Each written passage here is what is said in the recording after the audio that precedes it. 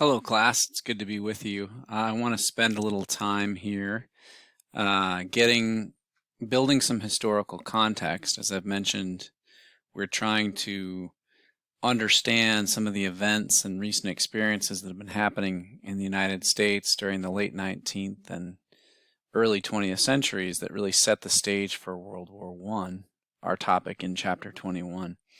And in order to do that, I just wanted to make some comments. I'll post these as a special lecture, which should free us up to start fresh when we meet in class again very soon.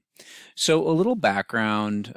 We know that American history doesn't happen in a vacuum. And when you start, as I mentioned with my metaphor of the river the other day in class, you have to wade out into the stream and you're swept downstream, and we start to look at and explore the history of the United States, in this case during the 20th century. But of course, we can't deny that the United States has had a rather illustrious and complex history that has preceded that time.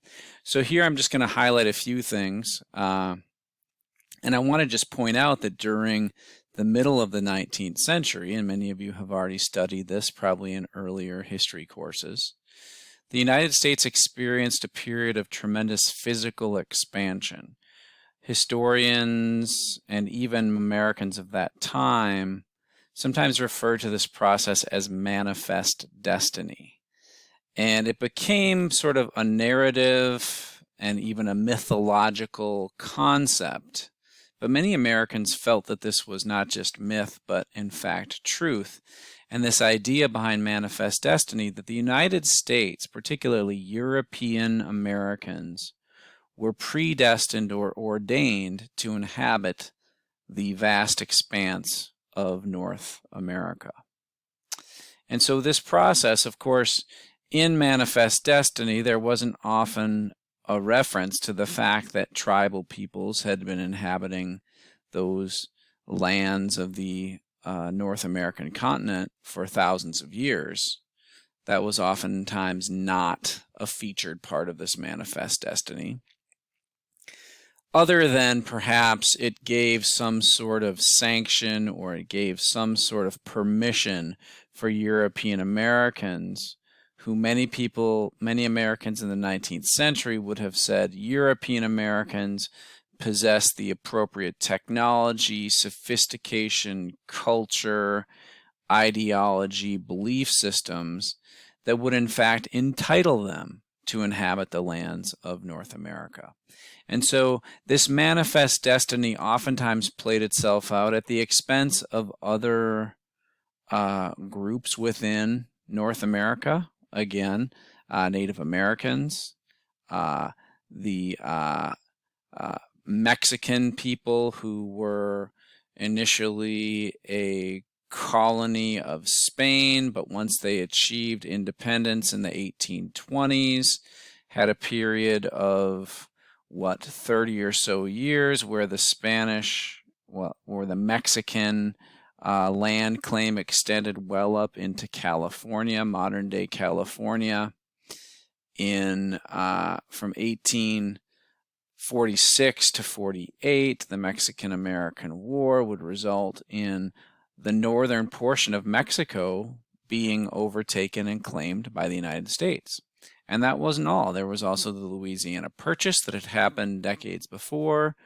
There was the agreement between Great Britain over the Northwest Territory, or I should say the Oregon Territory. There had been the American purchase of Florida from Spain. There were a number of different moments that resulted in the United States claiming the physical expanses of lands. This manifest destiny is an important thing to understand, and it's important to understand that most Americans of the mid-19th and late 19th century saw no problem. In fact, they saw it as a God-given right that the United States should expand over the North American continent. Now, if we fast forward to 1890, another important development is happening, And that important development is what we might call the closing of the American frontier. I'll spare you a lengthy explanation of this, but at the heart of this is a historian from the University of Wisconsin, go Badgers, who by the name of Frederick Jackson Turner. And Turner put forth a really important thesis.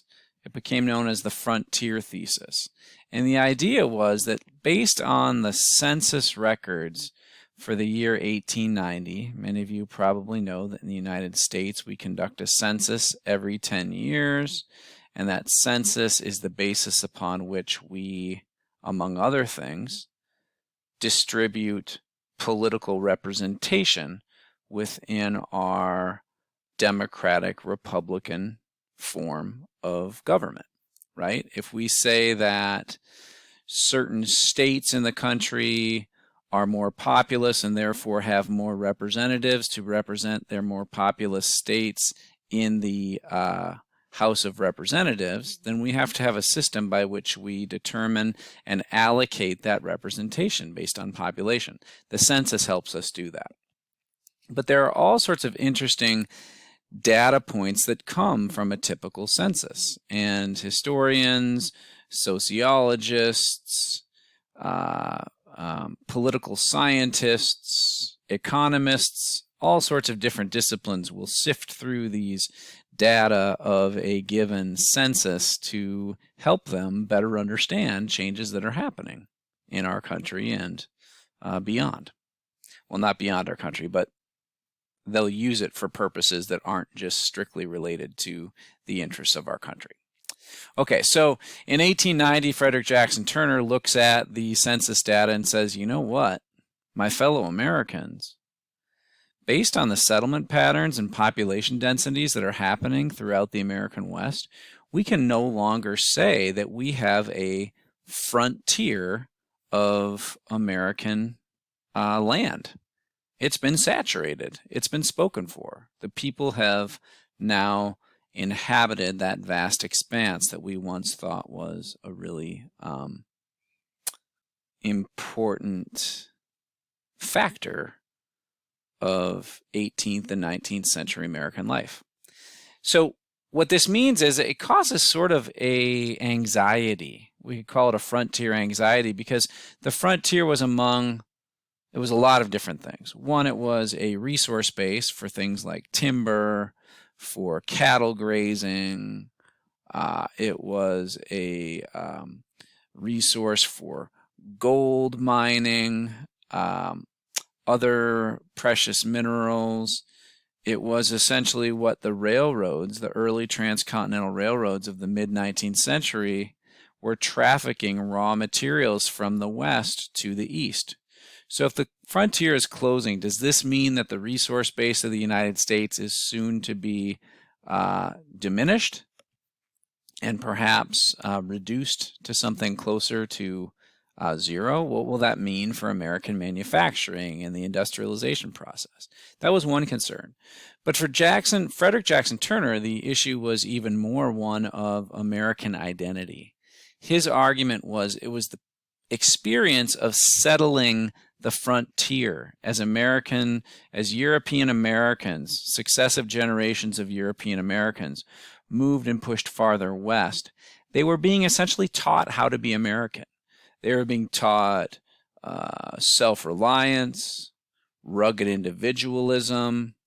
They were being taught self-sufficiency, independence, resourcefulness, adaptation, improvisation, overcoming, all those aspects that many people in America, and even some people outside of America, thought was the primary essence of what it meant to be an American. So now what? The frontier's closed. This was sort of a frightening moment. I've already referenced the Monroe Doctrine and how that factored into American foreign policy, so I won't get into that here. But this was a critical time. The mid to late 19th century was a time that saw a change in America as America was growing up, becoming an industrial power. It was also dealing with some concerns, some anxieties about what might come next. Okay. So into this, we're going to now skip ahead, and I want to talk about the arrival of World War I. But I want to do it specifically here, not in an American context, but in a global context. Because your textbook, your online text, does a pretty good job of talking about American entry. And we'll pick up with that very soon when we come back together in class. But for our purposes here today, I want to help you think about how World War I emerges as a global phenomenon. Now, I've already posted a brief video clip that talked really about these very 4 points that I'm going to highlight. I'm going to talk about Main, M-A-I-N. And you also, in that very fast-moving documentary clip that I posted, saw some of the strategies and concerns and considerations that various European nation states were entertaining as they feared the prospect of World War coming into focus. But for here, let's just focus on some things. Here we have a picture of the spark that ignites World War I, a young man by the name of Gavrilo Princip, or Princip, as he's sometimes referred to. I tend to pronounce his last name Princip. He is a Serbian nationalist who was part of a larger organization known as the Black Hand. He was a young man. I wanted to use this photo because most of the pictures that you'll see of Gavrilo Princip show him as much less, they show much less flattering photos of him. In this photo, he looks like a relatively handsome young man. And I think sometimes historians and the depictions of historical figures are sometimes used to villainize and portray a certain image. Here I see Gavrilo Princip. He looks almost like a young Bryce Harper. Some of you might recognize that name, a famous baseball player. And if you look at other images of him, you'll find a less flattering portrayal. And anyway, Gavrilo Princip is an important historical figure, and it's his assassination of the Archduke Franz Ferdinand and Ferdinand's wife, Sophie, that essentially will give way to a month of intense negotiations that will ultimately spill over into the outbreak of World War I. But that spark, that ignition, if you will, was only made possible by some deeper tensions and problems that were emerging in Europe in the decades leading up to 1914. Okay, and mind you, this is still 3 years prior to the United States entering into this conflict. So that's an important thing for us to think about. So one of those first issues is militarism. And the militarism that's happening across Europe is notable. All of the main Western countries, countries like France, Great Britain, Germany, the Austro-Hungarian Empire, to some extent Russia, are all building up their military capabilities. They're investing in military weapons and materiel, but they're also building up a standing army. Many of these standing armies across Europe, in some cases, number almost 1 million people. And so the fact that these countries are preparing for war and that they're seeing that war and the number of soldiers that they have is going to be important to their standing and prestige as a global superpower is really quite revealing. So that militarism is important. Also, these countries, in order to maintain something called a balance of power, they are engaging in alliances with one another. Now, in 1871, Germany defeated France quite handily in a military conflict known as the Franco-Prussian War. What this meant was it welcomed Germany to the table of European powers. And not only did it welcome did it welcome Germany to the table of European powers, but it welcomed them as a powerful power. In fact, Great Britain, the sort of reigning heavyweight champ of Europe at that time.